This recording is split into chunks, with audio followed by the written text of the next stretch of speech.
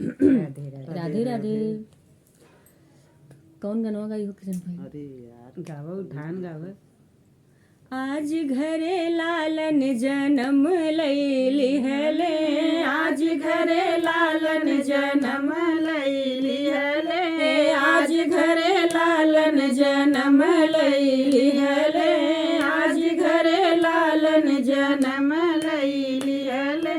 सास मांगे चुनरी जेठान मांगे पियरी, सास मांगे चुनरी जेठान मांगे पियरी। ननदी मोर लहंगा गोटेदार लैली हली, ननदी मोर लहंगा गोटेदार लैली हली। आजू घरे लालन जन्म लैली हले, आजू घरे लालन जन्म लैली हले।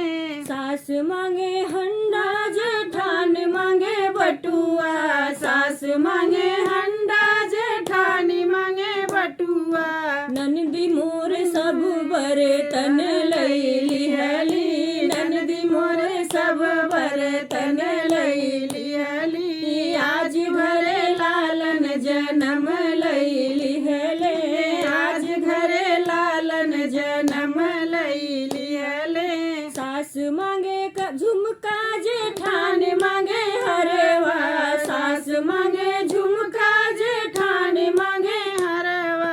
ननदी मोर हाथ क कंगन लैली हले, ननदी मोर हाथ क कंगन लैली हली। आज घरे लालन जन्म लैली हले, आज घरे लालन जन्म लैली हले।